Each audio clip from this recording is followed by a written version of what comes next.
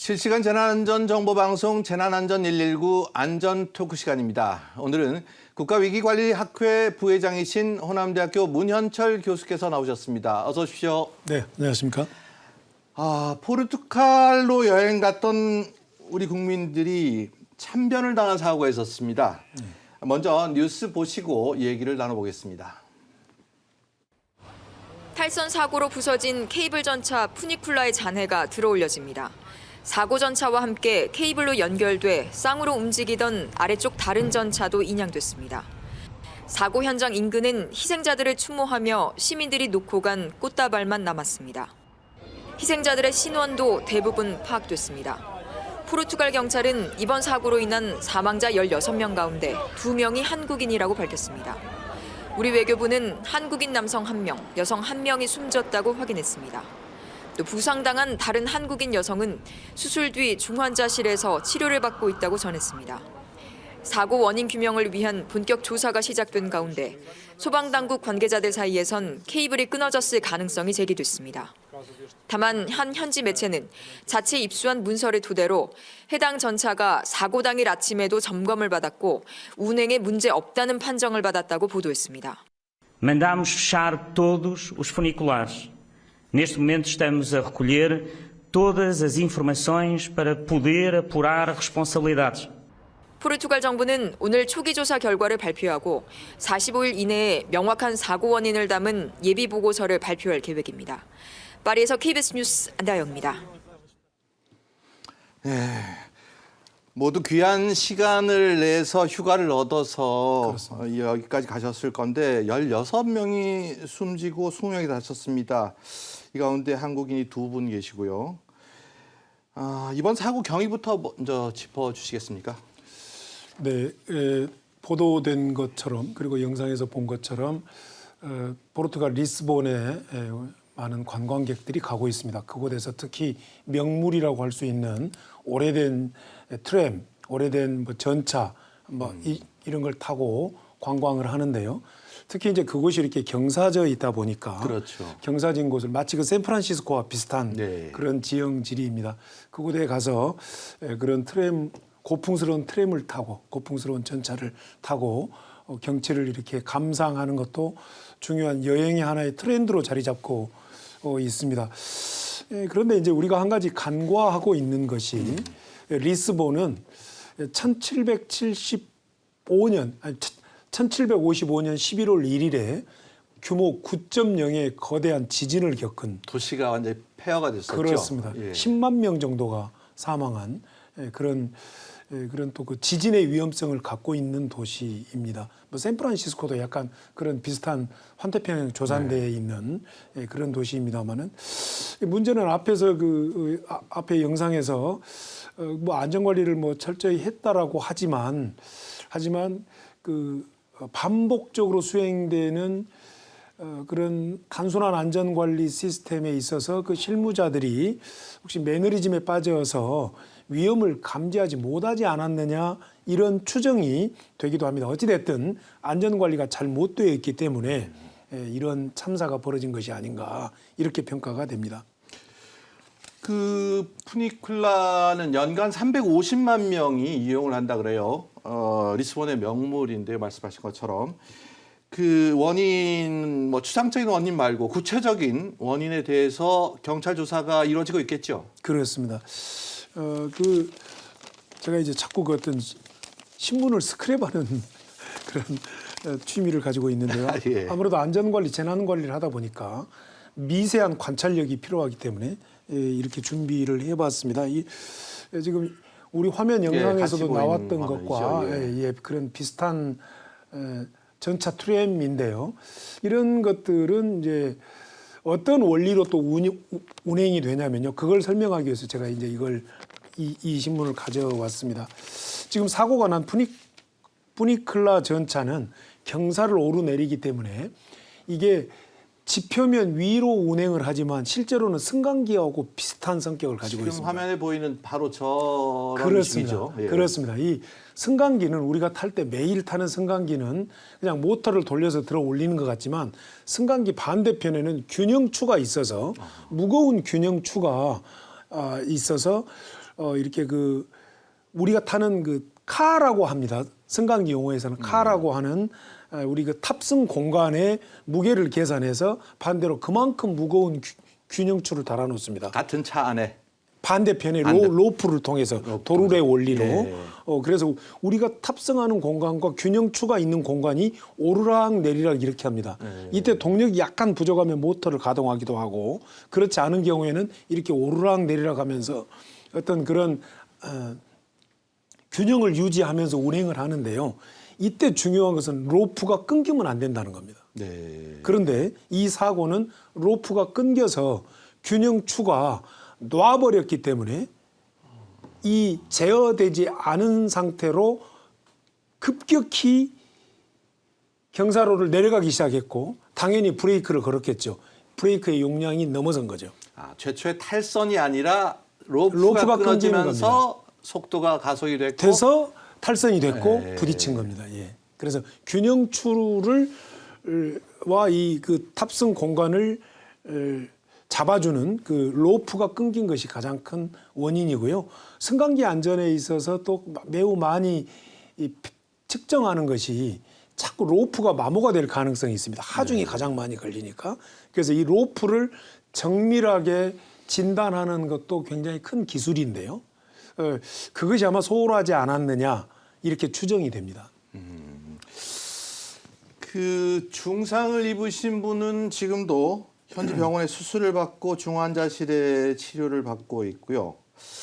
이런 경우에 우리 정부에서 외교부를 통해서 어떤 뭐 도움을 지속적으로 주고받아야 될 건데 어떤 조치가 있습니까? 네, 우리 그 외교부에서는 이런 상황을 대비한 재외국민 보호 시스템을 구축하고 있습니다. 재외국민 보호를 위한 영사조력법이라고 하는 법률에 의해서 재외국민 보호 기본계획, 재외국민 보호 실무계획, 재외국민 보호를 위한 현장 조치 행동 뭐 이렇게 매뉴얼 이런 것들을 만들어서 이렇게 운영을 하고 있는데요. 제가 이제 거기에 좀 참여를 해서 이게 이제 재외국민 보호를 위한 그 매년 작성하는 재외국민 보호 집행 계획입니다. 네. 재외국민 보호를 위한 영사조력법에 의해서 매년 집행하고요. 작년 실적하고 이제 올해 앞으로 계획이 계획을 나오고. 예. 예. 그리고 이제 이러한 사고를 대비할 때 그러면 공관에서 대사관 총영사관에서 어떻게 즉각적으로 시스템을 작동할 것이냐 이걸 이제 구축한 것이 재외국민 보호를 위한 현장 조치 행동 매뉴얼입니다. 이런 매뉴얼들이 전 세계 190개 재외 공간에 배포가 되어서 그 시스템이 촘촘하게 작동되고 있다 이렇게 말씀을 드리고 싶은데요. 근데 말씀드리고 싶은 것은 우리 국민의 전 세계에서 아주 좀 유별난 특성이 하나 있습니다.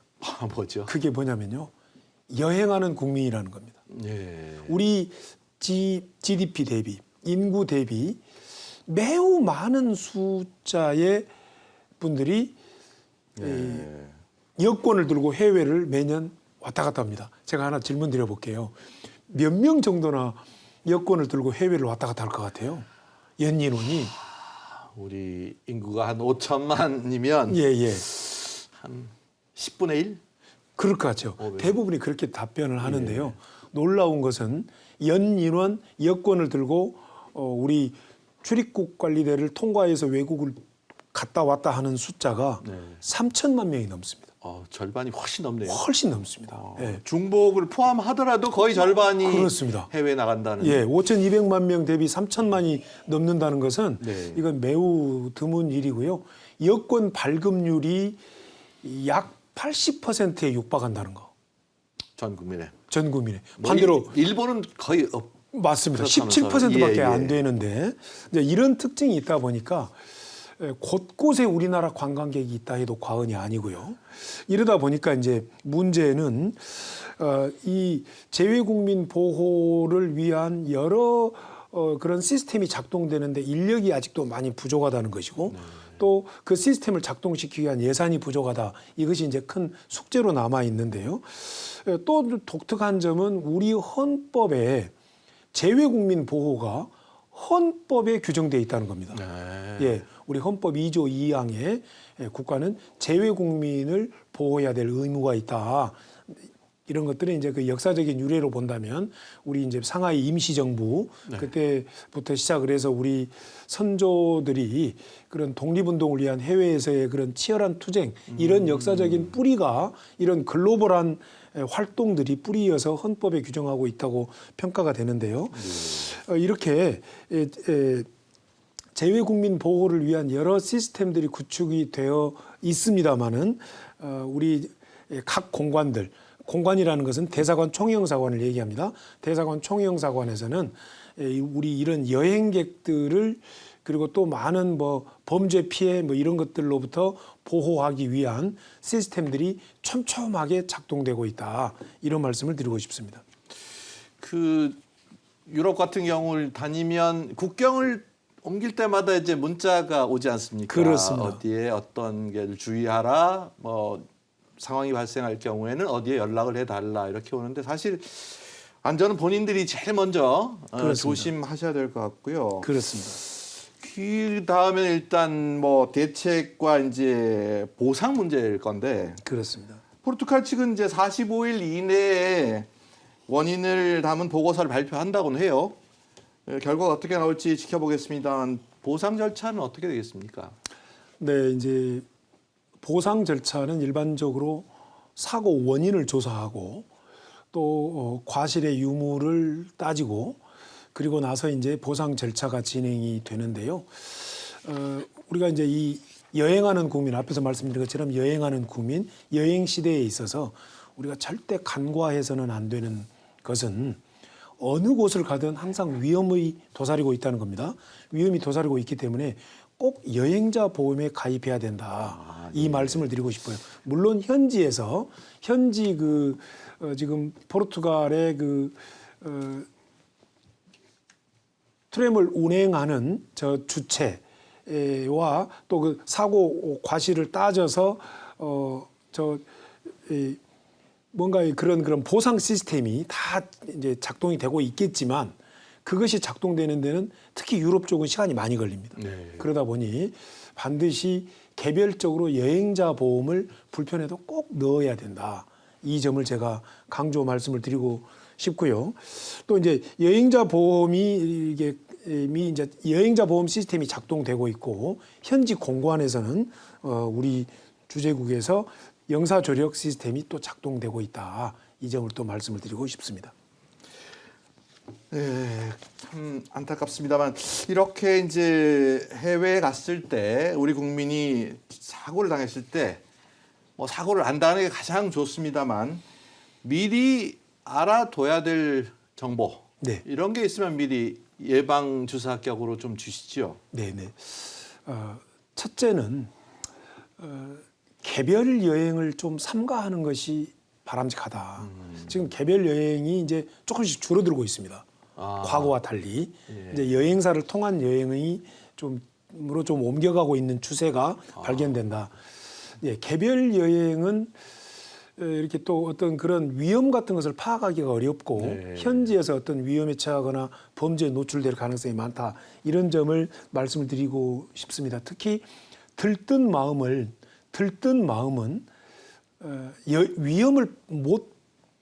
위험을 인지하지 못하게 만드는 그런 또 특성이 있습니다. 우리가 해외 갈 때는 마음이 붕붕 뜨지 않습니까? 이런 것도 문제이고요. 또 그 개별 여행을 하게 되면 의외로 학습이 안 된 상태에서 여행을 많이 하게 됩니다. 난 할 수 있다. 예. 자신감. 예. 어느 나라에 간다는 것에 포커스가 맞춰져 있습니다. 그 나라의 치안, 그 나라의 뭐 교통, 그 나라의 뭐 여러 것들을 고려해야 되는데 개별 여행은 그냥 어디에 뭐가 유명하다더라 그게 하나의 필이 꽂혀서 가는 경우가 있는데 그건 좀 위험하다. 그래서 치안, 기후, 교통 시스템을 충분히 보고 학습해야 된다라고 하는 것이고요. 그러면 위험한 상태를 단계별로 이렇게 구분해 놓은 자료가 있습니까? 이제 그런 것들은 외교부 사이트 같은데 이렇게 모바일로도 얼마든지 확인이 가능하죠. 그런 걸 이렇게 확인해 보면 여행 경보 단계. 화면에 보이네요. 예. 남색 단계에서부터 4단계까지 1단계, 2단계, 3단계, 4단계가 있는데요. 1단계가 유의 단계, 2단계가 자제 단계, 3단계가 적색 경보입니다. 출국 권고, 여행 금지. 이런데 우리 이 여행을 하는 사람들은 좀 호기심이 발동해서 꼭 좀 위험한 곳에 가고 싶어하는. 한다. 예, 이것은 정말로 위험한 일이다. 이게 이렇게 말씀을 드리고 싶고요. 그러면 만일 교수님께서는 어디까지는 가도 괜찮겠다. 네. 긴장을 풀고 간다면, 예. 긴장을 풀고 간다면 저 단계에 해당되지 않는 곳에 가는 것이 좋다. 1단계조차도 피해야 돼요. 된다. 예. 그냥 쉬고 싶어서 간다면 권장드리고 싶은 것은 여행사를 통해서 가는 것이 가장 안전한 것이다. 그럼 나라별로 이렇게 좀 일목요연하게 한번 지도로 봤습니다. 네네. 어떻게 이제 흰 나라는 그러면 괜찮은 거네요? 아마도 지금 흰 아무것도 없으니까. 나라들은 그럴 수가 있지만 또 현지의 치안에 따라서는 돌발적인 상황들이 발생할 수가 있다라고 하는 것이고 여기서 이제 또 뭐 외교적인 문제도 있고 그렇기 때문에 어느 특정 나라라고 지적하기는 그렇고요. 이렇게 대륙별로 이렇게 말씀을 드릴 수가 있는 것인데 미국조차도 여행 유의 국가라는 게 좀 특이합니다. 그렇습니다. 우리가 그냥 미국 가면 다 안전할 것 같지만 예. 실제로 자세히 들어가 보면 굉장히 위험 요소들이 많다라고 하는 점을 말씀을 드리고 싶어요. 그래서 강조 말씀드리고 싶은 것은 여행자 보험을 꼭 들어야 된다. 이것을 제가 강조 말씀을 드리고 싶고요. 또 우리가 이제 앞에서 말씀하셨습니다마는 어느 나라에 도착하면 문자가 이렇게 카톡이 날라오지 않습니까? 예. 뭐 어디로 어떻게 어떤 번호로 잘 안 봐요. 안 보게 됩니다. 예. 그게 또 아주 들뜬 마음이 주는 부작용입니다마는 우리는 꼭 어느 낯선 곳에 이렇게 설레이는 마음으로 갔을 때는 세계 최초로 보내준 문자입니다. 그게 우리나라가 대단한 나라인 게 선진국들이 많이 부러워합니다. 재외국민 보호 시스템에서 대한민국의 그런 그 정보통신 인프라로 어느 나라에 도착하면 이곳에서는 뭘 주의하고 어떤 위급한 상황이 있으면 어디로 전화해라. 이걸 우리나라가 최초로 시행을 했기 때문에 대단히 우리나라의 그런 디지털 인프라에 대해서 세계 많은 나라들이 또 부러워하고 있고 또 우리나라 여권 시스템도 다른 나라가 매우 부러워하는 시스템을 갖고 있다. 이렇게 말씀을 드릴 수가 있겠습니다. 네. 좀 다른 듯 비슷한 사실 같은 얘기기도 합니다만 지난주 미국 당국이 조지아주 현대차 배터리 공장 건설 현장에서 불법 체류자, 자기 미국에서는 불법 체류자라고 했습니다. 475명을 체포한 일이 있었습니다. 이 가운데 300명 넘는 사람이 우리 국민입니다. 이것도 재외국민 영사 조력이 필요한 상황으로 보여지는데요. 현재 상황은 어떻게 보십니까?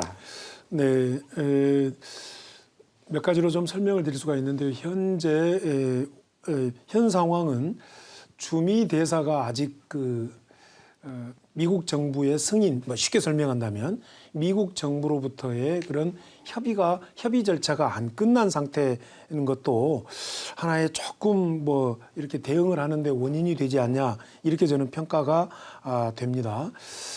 그리고 이제 여기에 이제 또 관련되어 있는 얘기들을 본다면 지금 재외국민 보호법에 근거한 해외 위난으로서의 재외국민 보호 시스템이 이제 작동이 되고 있는데요. 여기에는 이제 외교부 장관이 그 본부장인 재외국민 보호 대책 본부가 가동이 되고 있고 현지 공관장이 본부장인 그 현장 지휘 본부가 주미대사관을 중심으로 이제 가동이 되고 있다 이런 말씀을 드리고 싶고요. 현재의 상황은 재외국민 보호법에서 정하고 있는 그런 해외 위난이나 사건 사고로 분류되기가 조금 곤란한 여러 가지가 섞여 있는 좀 정무적인 그런 성격들 미국 정부가 트럼프 대통령이 뭔가 의도하고 있는 것이 숨어 있지 않냐 이렇게 평가가 됩니다. 일단 그 사안은 발생을 했고요. 지금 우리 제일 궁금한 건 이제 300명 넘는 근로자들이 이제 돌아오느냐 그렇습니다. 이 부분인데 지금 오늘 아침 들어온 뉴스를 한번 보시고 얘기를 계속해 나가겠습니다. 미 당국이 조지아주 현대차 LG 엔솔 합작 배터리 공장에서 대규모 불법 체류자 단속을 벌여 475명을 체포했다고 공식 확인했습니다. 이 중 다수는 한국 국적자로 300명 수준으로 추정됩니다. 단일 현장에서 이뤄진 최대 규모 단속입니다. Executed a judicial search warrant as part of an ongoing criminal investigation into allegations of unlawful employment practices and serious federal crimes. 미 당국은 이들이 미국에 불법적으로 체류 중이거나 체류 자격을 위반한 상태에서 불법적으로 일하고 있었다고 밝혔습니다. 회의 참석과 계약 등을 위한 단기 상용 비자나 무비자로 90일간 머무를 수 있는 전자 여행 허가를 소지한 채 현지에서 일하고 있었던 걸로 전해집니다. 미국 현지 공장에서 일하려면 전문직 취업 비자나 주재원 비자를 받아야 합니다. 구금된 인원 중 상당수는 조지아주 폭스턴의 이민자 수용시설로 이송됐고 추후 다른 시설로 이송될 예정입니다. 단속 과정에서 큰 부상자는 없는 것으로 알려졌으며 탈수 증세를 보인 일부는 현장에서 치료를 받았습니다. 미 당국은 이번 단속이 단순한 이민 단속 작전이 아니라 법원의 수색 영장을 받아 이루어졌다고 강조했습니다. This has been a multi-month criminal investigation where we have developed evidence, conducted interviews, gathered documents, and presented that evidence to the court in order to obtain a judicial search warrant. 다만 한국의 사전 통지 없이 대규모 단속에 나선 것으로 알려져 한미 외교에도 적지 않은 파장을 일으킬 전망입니다.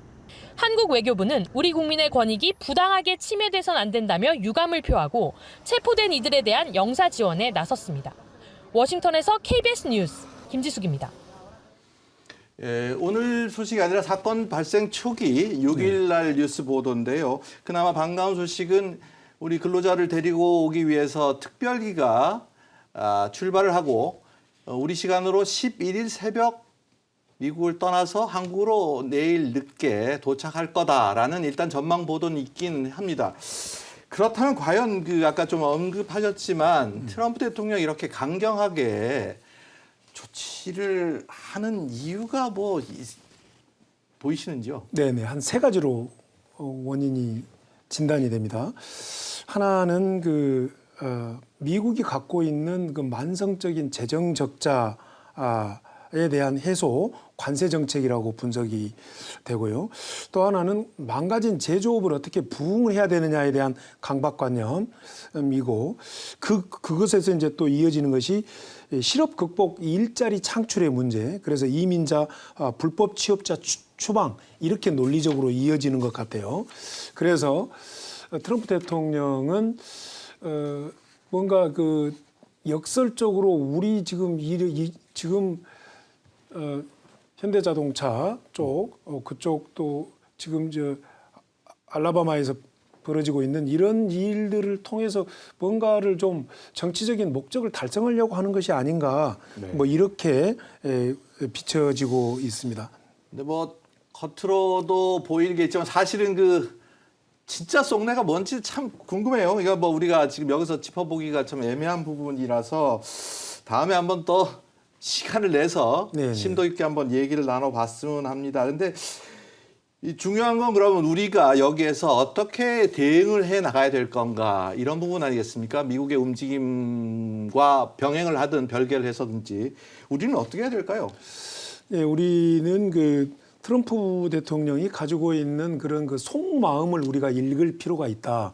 감정적인 대응은 조금 바람직하지 못하다 이렇게 보여지고 있고요. 외교라고 하는 것이 감정적인 것은 매우 실패한 외교지 않습니까? 네. 이것도 통상적인 측면에서의 외교의 범주로 들어간다고 평가가 되는데요. 그렇기 때문에 좀 감정적인 대응보다는 어떻게 지혜롭게 이 문제를 해결하느냐 이렇게 평가가 되어집니다.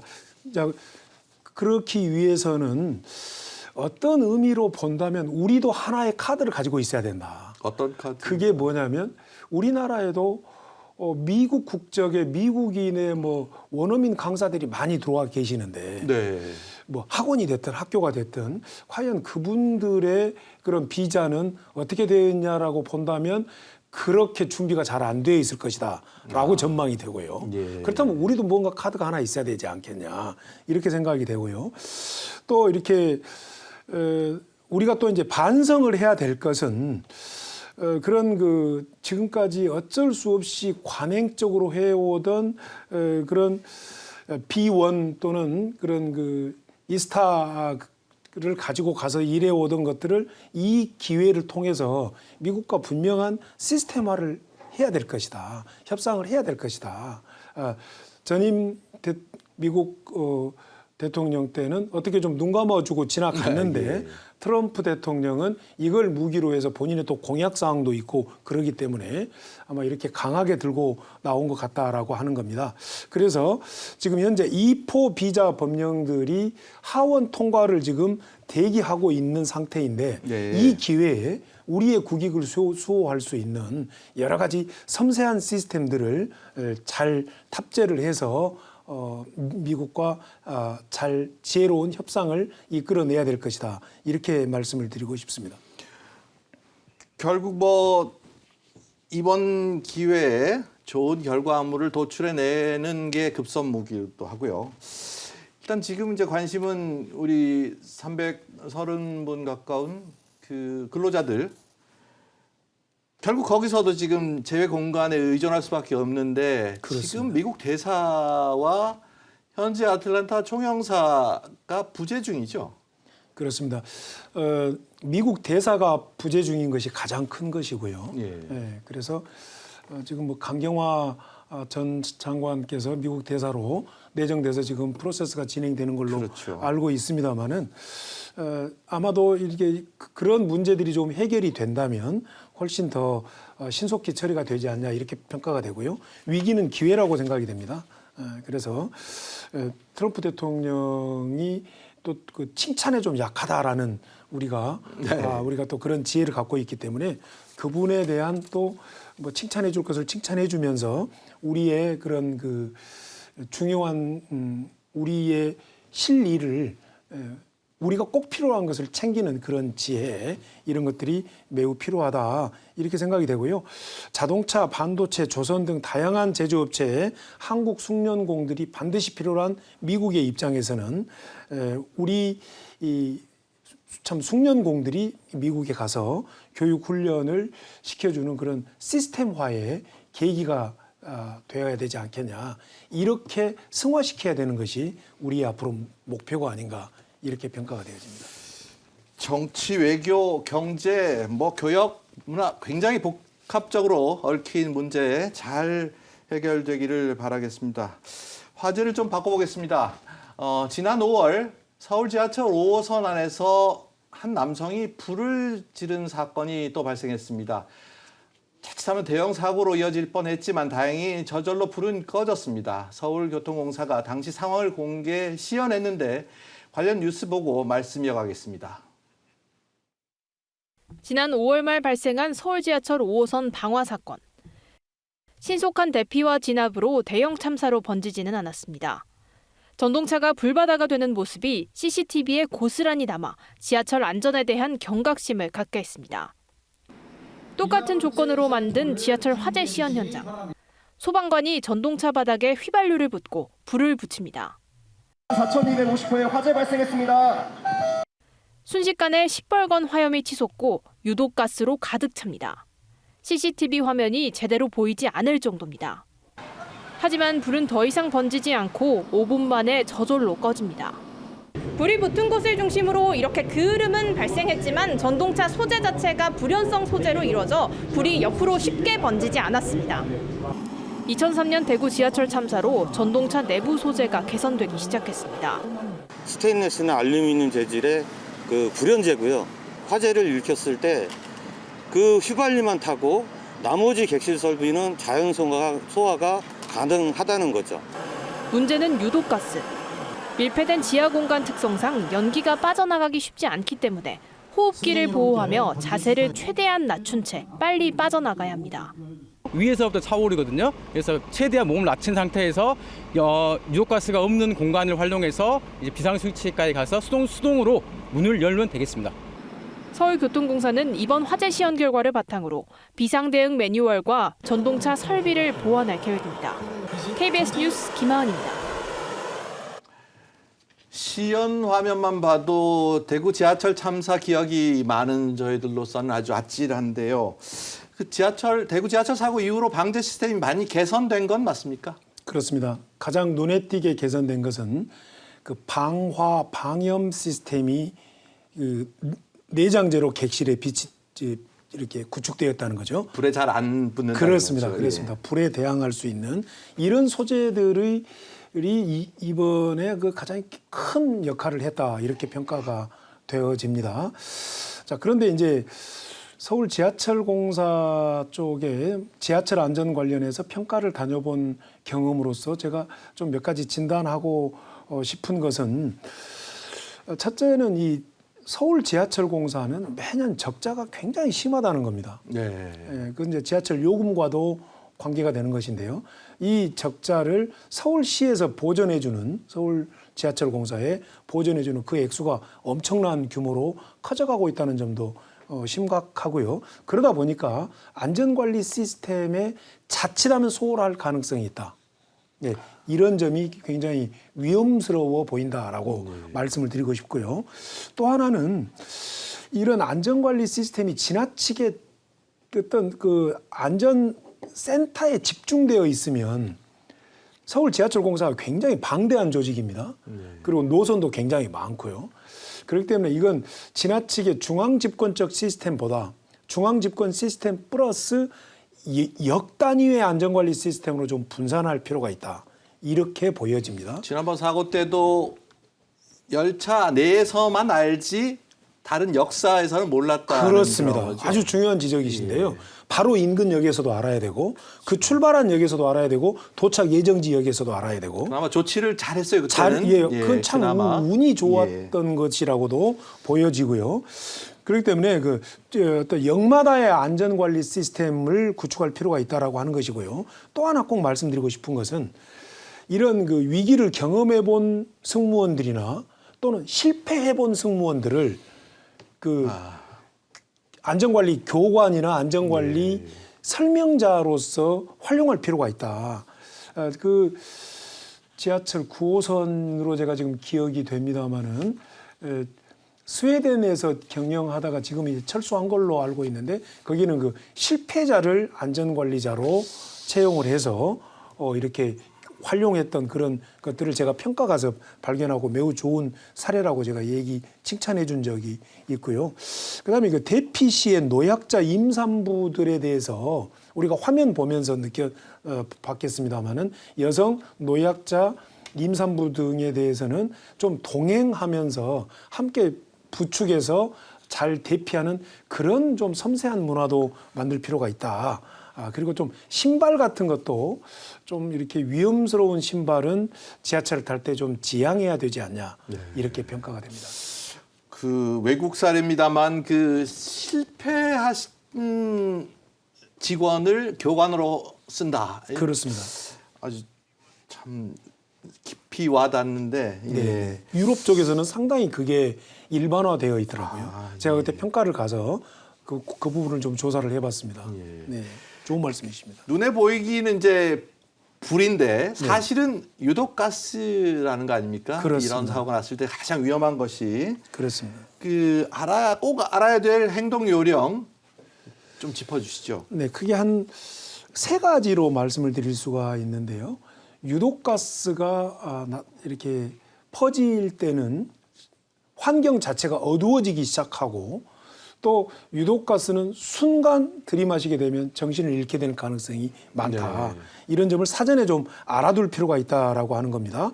그러려면 우리가 이렇게 그 지하철을 타거나 어떤 대중교통수단을 이용을 할 때는 항상 주머니에 뭔가를 휴대하고 다니자.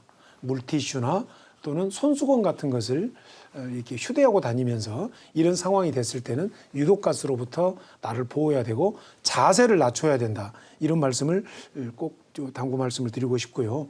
이때 우리가 주변에 노약자, 뭐 임산부나 어린이나 이렇게 연로하신 분이 계시면 또는 장애가 있는 분이 계시면 같이 부축해서 침착하게 대피하는 이런 그 동행 안전 대피 문화 이런 것도 매우 필요하다 이렇게 보여집니다. 지난번 사고 때도 청년들이 많이 도움을 주신 걸로 저희가 알고 있습니다. 네, 아주 좋은 문화였습니다. 예. 뭐 또 다른 철도 사고입니다. 지난달 19일이었습니다. 그 경부선 청도 주변 철로에서 작업하러 나갔던 근로자 7명이 사망하거나 크게 다치는 또 사고가 있었습니다. 뉴스부터 보시고 얘기 나누고 보겠습니다. 철로 한가운데 무궁화호 열차가 멈춰 서 있습니다. 열차 주변으로 경찰과 소방 관계자들이 현장을 조사하고 있습니다. 동대구역을 출발한 무궁화호 열차가 선로 근처에서 이동 중이던 작업자 7명을 잇따라 치었습니다. 이 사고로 2명이 숨지고 5명은 중경상을 입고 병원에서 치료 중입니다. 이들 가운데 부상자 1명은 코레일 직원, 나머지는 모두 하청업체 소속입니다. 이들은 최근 폭우로 인해 파손돼 복구한 경부선 철도 비탈면을 점검하기 위해 이동 중 사고를 당했습니다. 사고는 작업자들이 남성현역에서 출입문을 통해 선로에 진입한 뒤 불과 7분 만에 일어났습니다. 작업자들이 도보로 이동 중인 상황이고 열차는 뒤에서 오는 중 그렇게 발생한 사고로 저희들은 파악하고 있습니다. 코레일 측은 작업자들이 출발 전 남성현역 역장의 승인을 받고 열차 차단 없이 점검 작업을 시작했다고 밝혔습니다. 노반이 있었지만 자갈 도상을 밟고 지나간 걸로 저희는 추정하고 있습니다. 노반으로 이동하면 사고 날 일이 없습니다. 사고가 난 열차에는 승객 80여 명이 타고 있었지만 부상자는 없었습니다. 이 사고로 KTX와 일반 열차 20여 편이 최대 1시간가량 지연됐고 상하행 열차 운행은 오후 4시쯤 정상화됐습니다. 경찰과 고용노동부는 전담 수사팀을 구성해 중대재해처벌법 위반 여부 등 사고 원인 규명에 나섰습니다. KBS 뉴스 문다입니다. 참 어처구니가 없어요. 네네. 이런 작업을 할 때 기본적인 매뉴얼이 있을 건데 교수님 보시기에 매뉴얼 중심으로 핵심 사항이 뭐가 잘못됐는지 한번 짚어주시겠습니까? 네, 매뉴얼도 상식의 기록이고요. 또 매뉴얼은 우리의 그 어떤 지혜를 글로써 표시해 놓은 거다. 이렇게 평가를 하고 싶습니다. 네. 자, 그렇다면 매뉴얼의 내용을 자세히 모르더라도 우리가 그 작업을 할 때는 상식에 근거해서 일단은 움직여 보면 그 상식의 내용이 매뉴얼에 있습니다. 왜 선로를 걸어갔습니까? 예, 선로를 이제 그 폭우가 내린 뒤에 선로 안전점검 차원에서 이렇게 철로路면을 점검하기 위해서 갔다고 하는데요. 상식적으로 이해가 안 되는 것은 지금 이 하행선을 향해서 점검을 하고 갔습니다. 예. 그럼 기차는 뒤에서 오겠죠. 예. 그러면 당연히 제일 뒤쪽에 누군가를 배치를 해야죠. 즉 뒤로 보고 계신 분이 있어야죠. 그렇습니다. 뒤쪽에 누군가가 배치가 돼서 그렇죠. 항상 뒤를 주셔야 되겠죠. 그렇죠. 하행선이기 때문에 앞에서 기차는 안 오지 않습니까? 그런데 그게 왜 작동이 안 됐는지 상식적으로 납득이 안 가고요. 그다음에 두 번째는 이렇게 그 열차를 이렇게 보면 열차가 다가오면 소리가 나거든요. 지금 전기실에서 소리가 좀 약하다는 얘기도 저는 그 얘기에 동의할 수가 없어요. 예. 저는 뭐 일주일에 한 뭐 3번, 4번 이상을 매번 고속 열차부터 시작해서 열차를 이용을 하고 있는데요. 소리가 납니다. 레일을 통해서 소리가 올라옵니다. 그러니까 첫째는 제일 뒤쪽에서 열차가 올 수 있기 때문에 제일 뒤쪽에서 누군가가 뒤쪽을 감시를 해야 된다. 왜 안 했을까? 두 번째, 열차가 다가오면 뭔가 레일을 향해서 그 쇠소리가 난다. 그걸 왜 또 인지하지 못했을까? 이런 미스테리가 있습니다. 이런 것들은 아마도 역시 모든 참사의 원인들은 매너리즘입니다. 뭐 괜찮겠지 하는 이런 것들이 작용이 되지 않았냐라고 하는 것이고요. 그다음에 이제 그 작업 계획서에 이름이 빠져 있는 것들부터가 이것도 매너리즘에 이해가 안 돼요. 그렇습니다. 예. 그 몇 명 되지도 않는데 반드시 그 안전관리 책임자가 누구 들어가는가 확인하고 들어간 시간도 알려주고 또 누군가 열차가 하행선을 향해서 이 작업자들이 하행선을 향해서 작업을 하고 있었기 때문에 제일 뒤쪽에 누군가를 배치해서 당연한 진짜 상식의 말씀인데요. 당연한 상식이고요. 예. 참사 현장이 커브길이었습니다.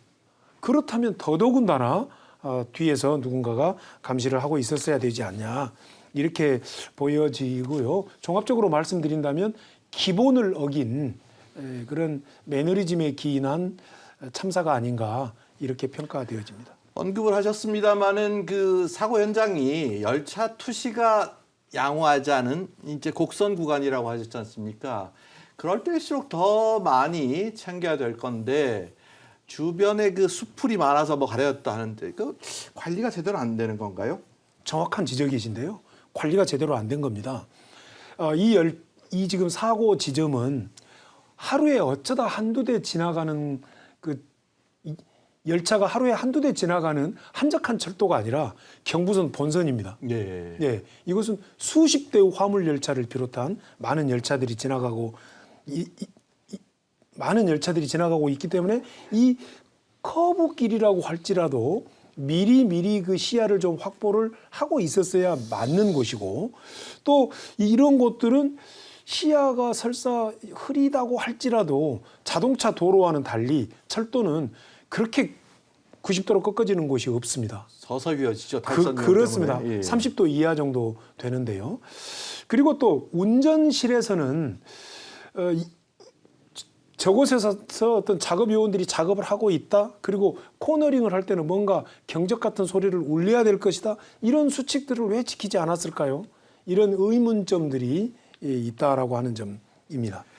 그 작업자들이 그러면 작업 중에 열차가 오는 사실을 확인할 수 있는 방법 미리 이걸 놓쳤기 때문에 사고가 났는데 장비도 있을 거고 네. 수칙도 있을 건데요. 네. 그러니까 이 전기 열차다 보니까 소리가 적다라고 하는 것은 디젤 엔진 열차에 비해서는 소리가 적은 것은 사실이지만 그러나 쇠바퀴가 100톤이 넘는 그 무거운 하중의 열차가 쇠바퀴로 쇠 레일 위로 달려올 때는 네. 반드시 소리가 난다는 거죠. 예, 그런데 그 소리를 간과했다는 것 자체도 이해할 수가 없는 것이고, 그 다음에 이제 작업자들에게 어떤 지급된 열차 접근 경보기라고 하는 것들이 있었다고 합니다. 그런데 이런 것들이 또 고장이 나 있었다라고 하는 거, 그리고 작업 감독자가 그러한 경보기를 한번 울려보도록 시험 테스트를 한 뒤에 레일로 들어가서 작업을 했었어야 될 텐데 그러하지 못했다라고 하는 점도 도대체 그 납득이 가지 않는 여러 가지가 안전관리의 부실이다 이렇게 평가가 됩니다. 결국 이제 그 재발 방지 얘기가 안 나올 수가 없는데 네. 재발을 하지 않도록 막으려면 어떻게 해야 되겠습니까? 네, 매우 기본으로 돌아가야 되는데요. 우리가 안전관리 그리고 그 안전관리에 대한 매뉴얼은 상식에 기초를 하고 있습니다.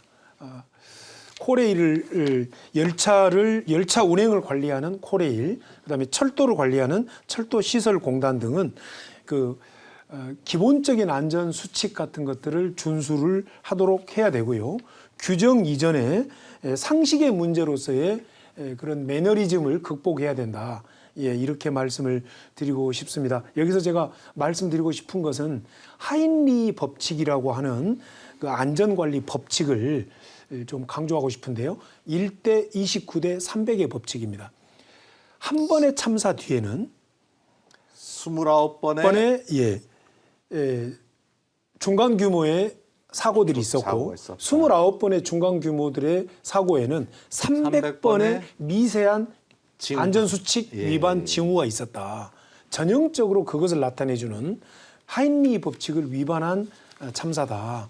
그리고 이제 이러한 지금 이 참사 말고도 코레일의 그 안전관리에 대한 조금 경각심을 가져야 될 경각심에 워닝을 주는 참사들이 몇 번 있었습니다. KTX도 강릉행 KTX도 사고가 있었고 여수행 무궁화호도 그랬죠. 한번 예. 그런 참사들이 있었고 이런 것들이 앞으로 점점 우리가 철도 교통이 부하가 많아지기 때문에 더 훨씬 더 주의를 해야 되지 않냐. 특히 제가 좀 우려되는 것은 KTX의 그 운행 로드가 굉장히 높아지고 있습니다. 예. 그렇기 때문에 KTX에 대한 문제도 좀 굉장히 주의를 해야 된다. 이렇게 평가를 하고 싶습니다. 네. 이제 마지막 순서입니다. 말씀 길게 해주셨는데요. 처음에 해주셨던 그 포르투갈 리스본 사고부터 청도 열차 사고까지 많은 말씀을 나눠주셨는데 처음으로 돌아가서 해외로 여행 갔을 때 예기치 못한 사고를 당했을 때 어떻게 도움을 요청해야 할지 30초 만에 요약을 해서 좀 설명을 해 주시기 바랍니다. 지금부터 말씀 시작해 주십시오. 네. 첫 번째는 우리나라만큼 치안이 충분한 나라는 없습니다. 두 번째는 반드시 여행자 보험에 꼭 가입해야 됩니다. 세 번째는 그 나라에 도움을 요청하는 시스템도 알아두되 현지에 도착했을 때 문자로 날아온 우리나라 대사관 공관의 연락처를 꼭 숙지해 둡시다. 감사합니다. 4초 남기셨는데 모든 안전은 기본으로 돌아가라는 교수님 말씀을 깊이 새겨 듣도록 하겠습니다. 오늘 말씀 대단히 감사합니다. 감사합니다.